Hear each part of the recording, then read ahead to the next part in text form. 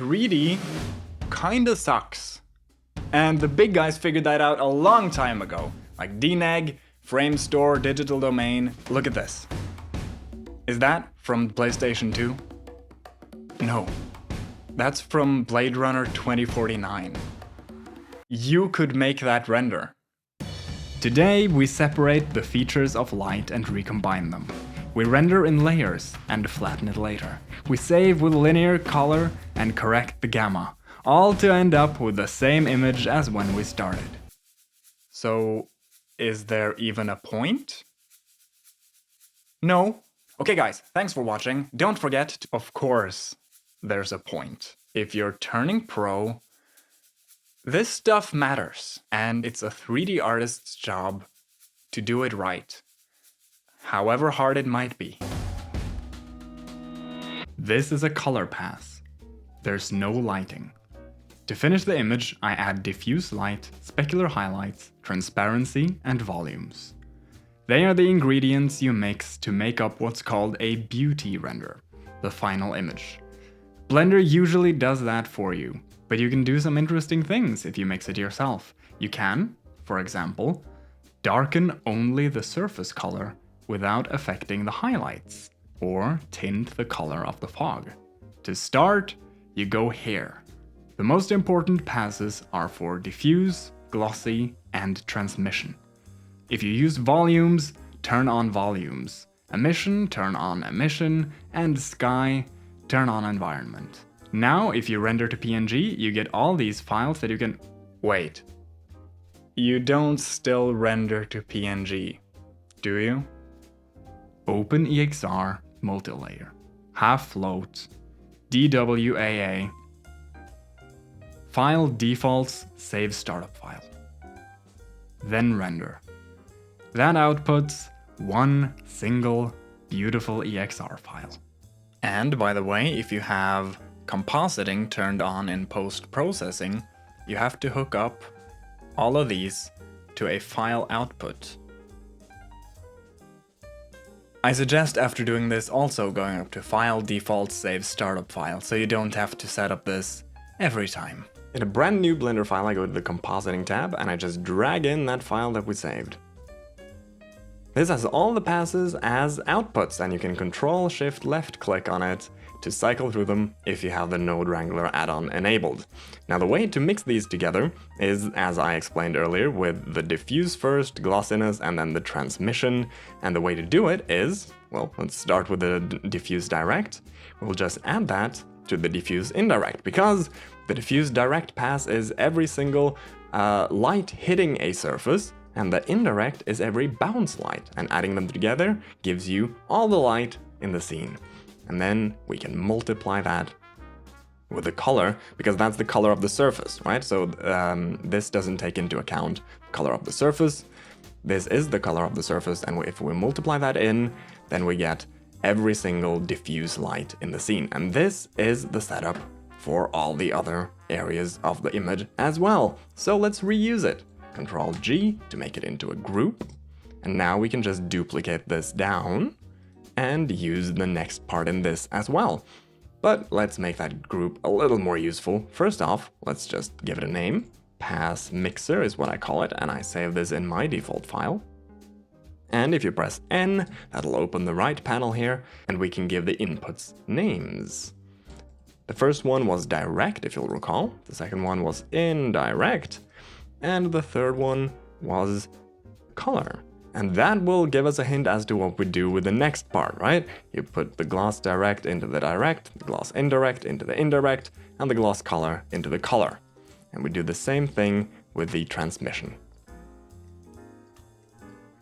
Now to make this a little more useful, we can also use it for the volume direct. But the issue is, we just have the direct and indirect. We don't have a color for the volumes, and that will leave the color slot open, which will use the default color, in this case white, and when you multiply white into the chain, that is completely fine. But if you leave out one of the other inputs, that will add white into these parts, which is not fine. We don't want to add white, that'll just make the image white. So let's go and edit the defaults color white is fine, but indirect should be black, and as should direct. And we can even press hide value on all of them, which will hide the ugly colored square, making the node look nicer. Let's put the volume direct in here and indirect in here, and all of these parts should just be added together. I can do that very rapidly by holding Alt and right-clicking with the Node Wrangler add-on enabled. Let's make that into a chain, and this is in many cases a finished image, but we have two more important passes for the beauty, and that is the emission and environment at the top here. Now, my scene does have a couple of emission dots. It does not have an environment, so I don't need that, but at the final point, or anywhere in the chain really, I can add in that emission, and that will give us the final image. However, let's compare this to the image saved as the beauty output in the file. I've just added a split screen view here, and I'll go to the image and pull that into the second one. So on the right, we see the saved image, and on the left, we see our composited image, which does tell us that it looks correct composited, but it is noisy. And that is what will happen if you do this workflow, meaning you have to add a denoise node. Now Blender prefers you add the denoise node at the end of the chain. It also prefers that you plug in a normal and albedo input. Actually, let's delete the split screen view, I'm done with that. But it does prefer that you add a normal and albedo. Now I didn't render that, but you'll get those if you go to the view layer and turn on denoising data right here. That'll give you those two, which will improve the denoising algorithm. Now, if you're denoising in an external compositor, you might consider denoising each pass separately at this point in the chain. Here you would add your denoise nodes. That might make it a little more accurate, in fact, but in Blender, it doesn't. You'll have to check for your specific use case. Now, with this setup, that gives you that flexibility that I showed earlier. Let me just mute the denoise node because that takes a while to calculate. But now I can add, for instance, a mixed color after the volume. I'll plug that into the chain. Let's set this to hue. And now we can change the hue of the fog just in the compositor. I struggled with getting those lines connecting the fingers to the marionette to really show, and those are important for this, right?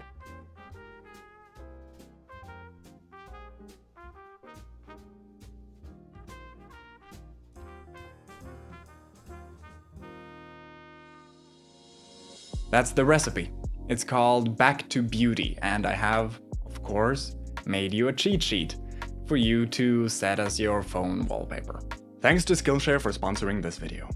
With a topic as technical as this, it's important to me to get the details right, which is why I took a class on Skillshare called Blender and After Effects VFX Masterclass by Ruan Lotter. He worked in VFX and goes through his entire pipeline from start to finish. He tracks a camera in Blender, populates the scene with props and a character, and, most relevant to this video, renders it out. He sets up all the render passes he'll need, which taught me some useful little tricks, and really helped ensure that I don't miss anything important. You know what Skillshare is by now. It's a learning community where creatives teach creatives, and they have these learning paths, which are like curated playlists meant to give you comprehensive knowledge of a field. For example, becoming a professional 3D animator. The first 500 people to use my link in the description will receive a 1-month free trial of Skillshare. Get started today. Background, fog, smoke, mountain, vehicle, dust. Why did they render everything separately? I can think of two reasons. One, they were afraid of their art director, who might say, I don't like that mountain in the background. Could you just re-render that? And so they rendered it on a separate layer to begin with. Two, their computers sucked, and they crashed when trying to render everything together. The first thing you have to do is sort everything into collections. Here I've been very fastidious putting the mountain into its own thing, the smoke behind it, and the dust kicking up from the ground, and also the actually, what's it called? Ornithopters. Wait, so every vehicle with flapping wings is called ornithopters? Oh my god. They built one? No way. Alright, ornithopter. And once everything is sorted into collections, now you can start to make the view layers, and those are up here. What you do is, I like to start by just having one called everything. And that is the one I work in. So I go to the view layer tab here and I turn off use for rendering because that will not be outputted. Then I go to a new one. And actually that shows every single collection. So even these greebly bits that I have hidden. And so from now on, I'll do copy settings instead. So it'll just copy over whatever collections were visible, and these guys I'll turn off again. This will be the background. Turn off everything but the background. Copy settings. Then do smoke. That'll be the smoke. Copy settings. This new one is called mountain. Just the mountain. Copy settings. Ornithopter. Ornithopter. Yeah. Haze. Actually, in the background view layer, I'll turn on both the background collection and the haze, because the haze in this case affects the background. So now I have a long list of a bunch of view layers, but you'll see an immediate problem, right? Because now I'm in this dust view layer and only the dust kicking up is visible. However, in the everything view layer, you'll see that this mountain does cast a shadow onto the dust. And we want that to happen even when the mountain isn't visible. Everything has to look the same, right? And there's a handy little button for that. We have to modify our outliner a bit and change our filters here. What we have to do is to add this one, which is indirect only. When that is turned on, that collection will only contribute indirectly, and it will not show in the view layer. I'll show you what I mean. In this case specifically, we need the mountain on, but we want it only indirectly. And that adds those light streaks through it. We have to do the same thing with the ornithopter. It goes in here and we do indirect only. And let's also see what else does affect it. So I'll turn on indirect for, let's just do basically everything else. I'll turn on the smoke and see if that makes any change. And it doesn't seem to. And the haze doesn't either. The background makes no visible difference. So I can safely have all those off. So I'll just go through all of these and add as indirect everything that will be affecting that layer. So for example, in the mountain layer, I'm quite sure that the ornithopter will cast a bit of a shadow. Apparently it doesn't. Maybe the dust does. It definitely does.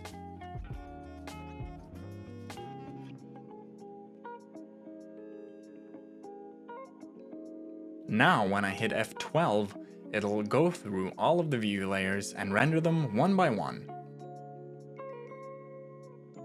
And the way to composite them back together is to go to the compositing tab. And here the render layers node has a drop down which will show you all the view layers. So in the first one we can for instance show the background. It can go into a viewer node. And that is that. Now for each layer, how we composite this back together is using an alpha over node. The alpha overnode is super simple.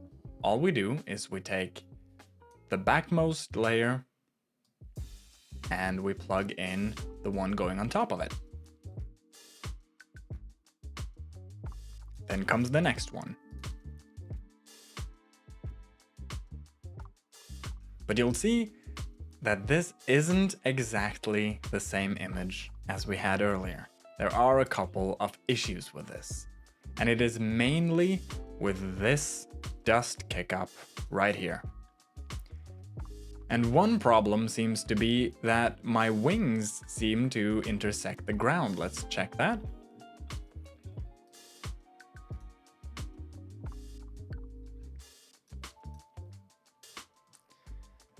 And the wings certainly do intersect the ground, and that was hidden by the dust. And we want that to remain hidden and not be shown through the dust like it was in the compositor. And the problem here is that all of this black stuff under here and this black part of the wing were hidden underneath the ground. But now with the ground gone, it shows. And we have a smart little toggle for that as well. So let's go back into that problematic dust view layer and look at that. This black stuff didn't show in the everything layer because it was hidden by the ground, but now it is black because it's under the ground and it doesn't get any light, and we want that to remain hidden. The way we do that is to show another filter, which is this one, the holdout filter. Turning on holdout will mask out everything behind the given collection. In this case, we want to turn that on for the mountain.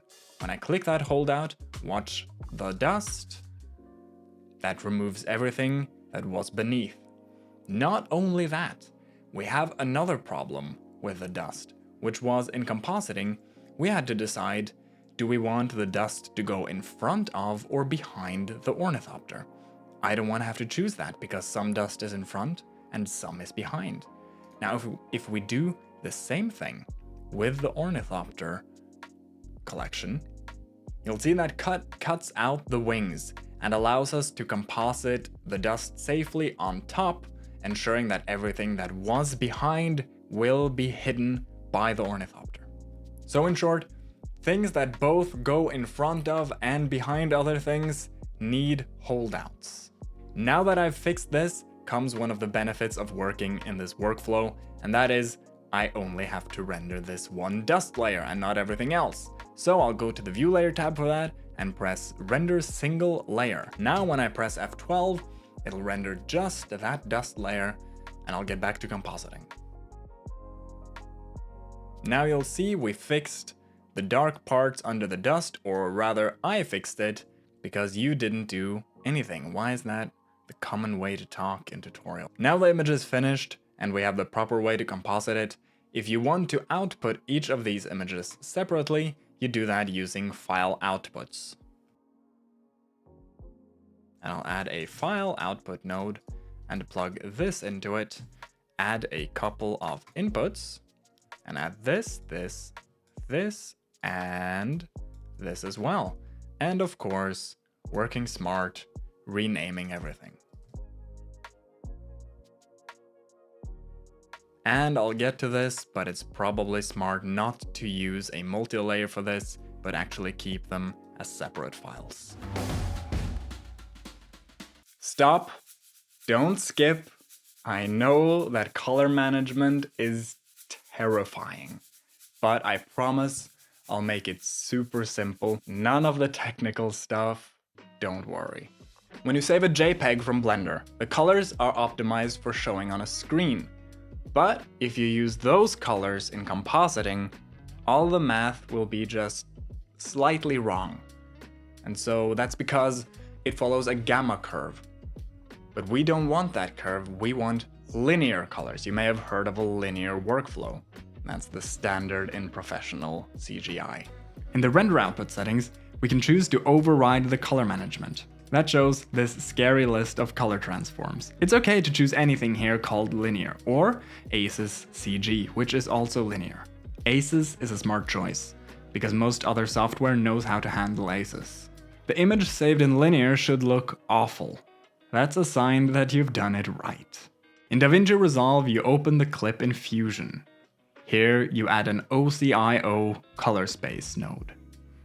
That node is looking for the Blender color management file, which is in the Blender install directory. A version number, data files, and color management. It's called config.ocio. Now you get the same dropdown as in Blender. The source space should be the same as what you saved. The output space should be whatever you were using before you decided to go rogue with linear. For most of us, that will be AGX base sRGB. You can do the same in the Blender compositor by either choosing a color space from the dropdown or with the convert color space node. In Photoshop, you have to download the OCIO plugin, but it's free. But use Resolve. For real.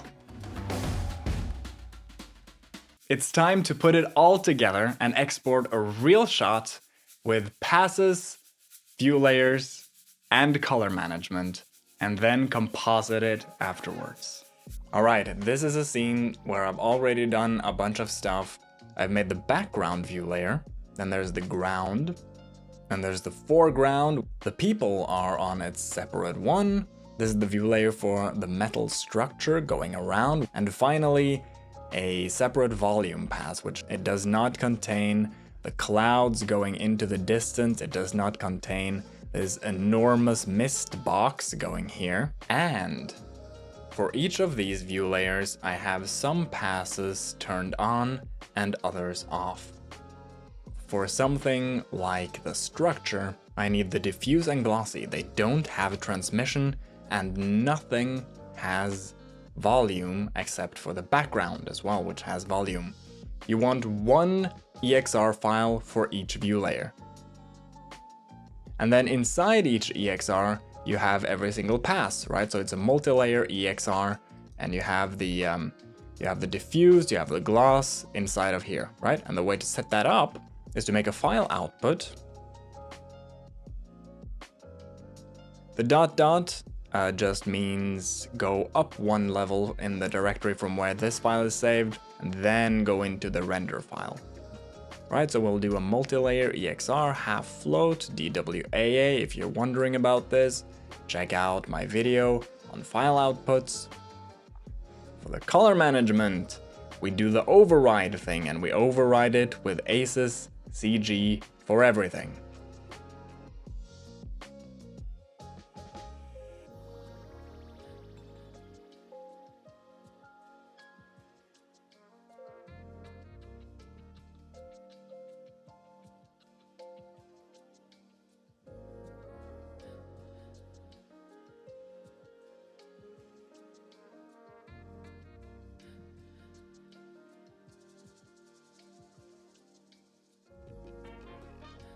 I'll be compositing in DaVinci Resolve, which is free and much better of a compositing tool than the Blender compositor is, at least if you jump over into Fusion. And here in the media pool, I'll just drag in all of my rendered files. And these are the view layers that I rendered. If I press 1 on the keyboard, I can view the first one, but I have to choose a layer to preview, so I'll just preview the image, which is the beauty composite for that, which is, it seems to be the background. We're seeing it in linear color. You can apply a view LUT with this view LUT button right here. I'll just go to edit and apply a gamma of 2.2 to correct that, sort of. It doesn't do a proper transform, but it's okay for now. Now we want to composite all of these view layers together using passes. And the way you could do that is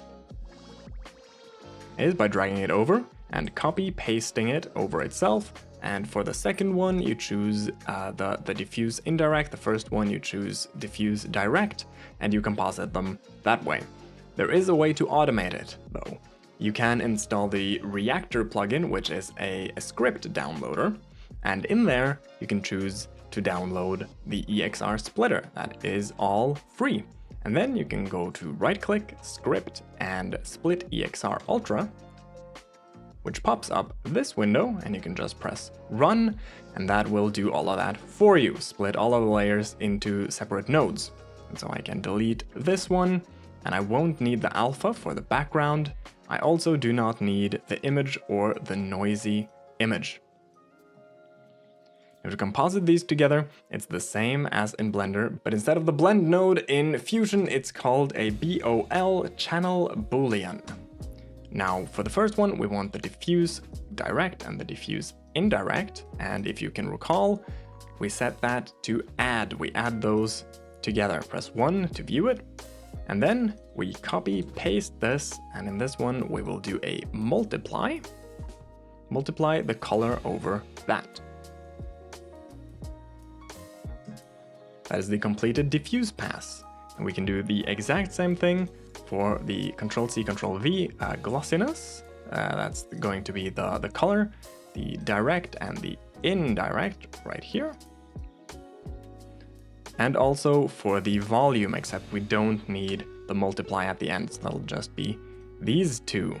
To get those all together, we'll do another channel boolean set to add, and we will add the output of this to the output of this, and then daisy chain in this last one, followed lastly by the environment, also added on top of everything. Now if we preview that by pressing 1 on it, that seems to be the finished image. It's obviously overexposed, but that's because it's in linear space and we need to clamp that down later, but we'll do that at the end. To keep things organized, I'll just select all of these and press Ctrl space UND to put an underlay there.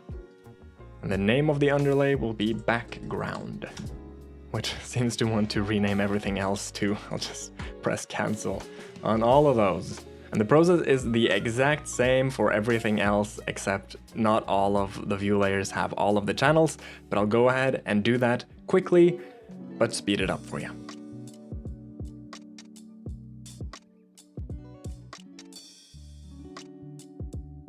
Now you'll see the finished composite of this is black in the background, but we do have an alpha channel that we do want to add on to it, and we'll do that with another channel boolean. Now for this one, we will say that to alpha, we'll just use the lightness of the background input, and to the red, green, and blue channel, we'll use the red, green, and blue of the foreground.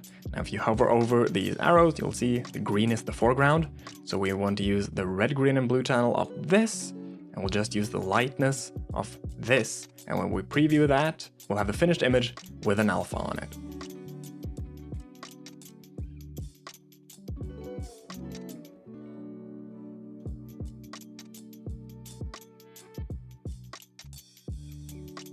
Now each of these frames represent one view layer each, and we have to do the alpha over trick, but in Fusion that's called a merge node. And so we'll go to the background, press the last node, and press Ctrl space MRG, that's merge, and we'll merge over, let's see, what would be the logical next layer? I think the ground can go over here.